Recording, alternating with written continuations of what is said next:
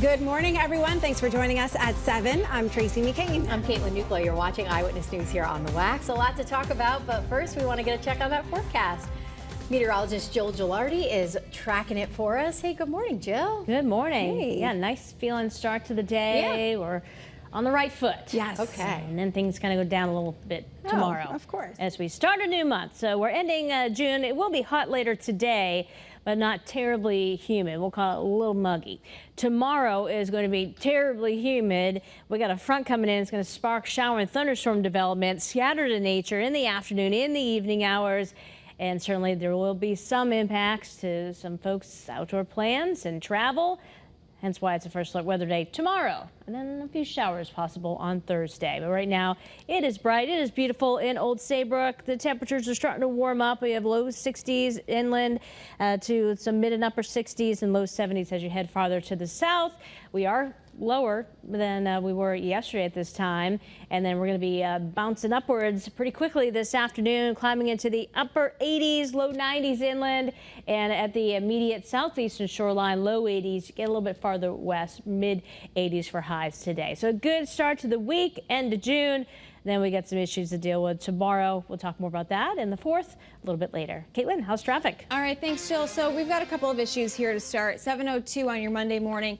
Picked up a first alert here in Southbury, 84 westbound, right between exits 16 and 15. The left shoulder is blocked off, so you might have some minor delays through that stretch. We have a road closure in Reading. Route 107, that's Hill Road, is closed at Shady Lane. DOT telling us a tree down through that stretch. And in Rocky Hill, another first alert, 91 northbound between exits 22 and 23. Right lane here blocked off. You can see we've got a nice, pretty heavy emergency presence here on scene. Lots of Connecticut State Police vehicles.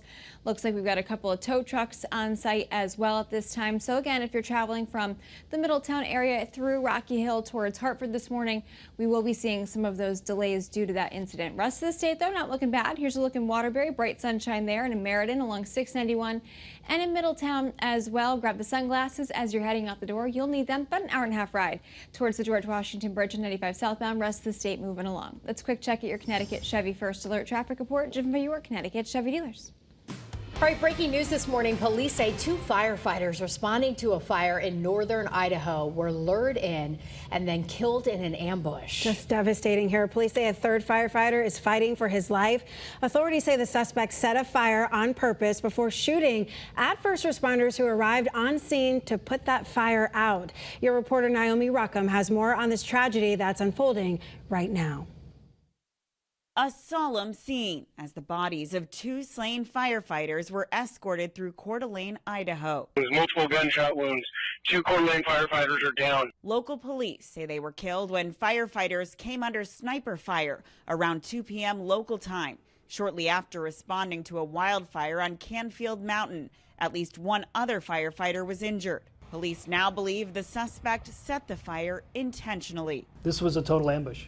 These firefighters did not have a chance. The sheriff says law enforcement exchanged fire with the suspect. The standoff ended later Sunday when the dead body of the suspected gunman was found with a firearm nearby after authorities honed in on a cell phone signal. The sheriff says the suspect's body, along with a number of guns, were pulled from the mountain as the wildfire rapidly approached the scene. We believe that is the only shooter that was on that mountain at that time.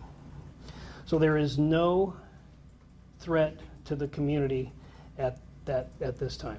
Multiple state and local agencies, along with the FBI, responded to the scene. A no-fly zone had been in effect as helicopters flew over the mountain, carrying snipers and deploying heat-seeking technology in the search for the suspect. A shelter-in-place order was lifted shortly after the body was found, though authorities are warning the public to stay away from the mountain due to the active fire. Investigators are expected to go up to collect more evidence this morning. Naomi Ruckham, CBS News. And this morning, local fire departments are reacting after those 2 firefighters in Idaho were shot and killed. Both the Colchester and Middletown professional firefighters unions are saying their thoughts and prayers are with the fallen firefighters and everyone impacted by this tragedy. Well, this morning, people who live near a beach in New London say they feel unsafe after a violent fight and terrifying triple stabbing on the boardwalk. Your reporter Roger Suzanne has more from right near the scene. with the latest on the investigation and the changes that neighbors want to see. Good morning. Local families are pushing for safety upgrades here at the Boardwalk at Ocean Beach because they say they've witnessed fights here every weekend this past summer. So they tell us they were saddened, but not all that surprised by what played out here last night.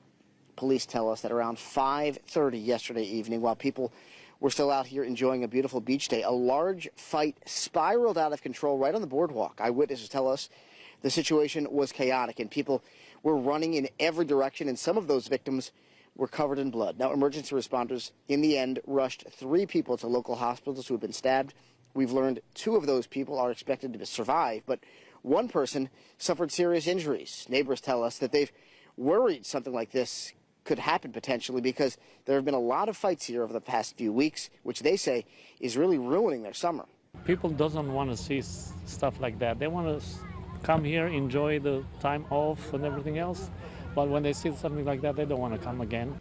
Now, at this point, police have not arrested any suspects, but they do tell us they do not believe this was a random crime. People who live in this area, though, hope for some safety upgrades very soon because, keep in mind, this week the beaches will likely be packed for the July 4th holiday.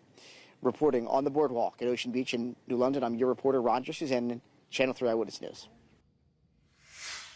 Well, right now, police in Waterbury need your help finding the person or people who killed one man and injured another in a stabbing. Police tell us it happened on Washington Street, not far from Washington Park. The person who was hurt has been released from the hospital, and police say they're expected to recover. Well, this morning, an important reminder for parents: never leave your kids alone in a car, especially during these warmer months. A woman from Naugatuck is now facing multiple charges after police say she left a 1-month-old and an 8-year-old in a locked car in the Walmart parking lot last Wednesday. The temperature was over 90 degrees, and the children were taken to the hospital for treatment because of it. As we know, cars can heat up very quickly, and they can reach deadly temperatures within minutes, even on mild days. Well, today, an Oxford man charged with 24 counts of animal cruelty is due in court. Earlier this month, town officials called the animal cruelty case one of the worst they've ever seen. Authorities seized 22 dogs from 55-year-old John Artise's home. Evergreen Veterinary Clinic is accepting donations to support the animals' medical care and their recovery. Well, right now, New Haven police asking for your help to find the people responsible for 2 separate shootings in the city over the weekend. Pinpoint News Tracker shows you where. Officers found one victim early yesterday morning near a car that crashed into a tree on Bassett Street. Investigators think that he was being chased by another vehicle. And police say 2 others were hurt in a shooting early Saturday morning in a parking lot near Ferry and Saltonstall Streets. All of the victims expected to survive. Right now, police in Cheshire are investigating a car crash on East Johnson Avenue that took down several power lines and sparked a large fire at a manufacturing plant. The factory, which belongs to the New England Entrance Company, almost burned to the ground. A nearby home was also damaged. Crews from several neighboring fire departments responded. Thankfully, no one was hurt.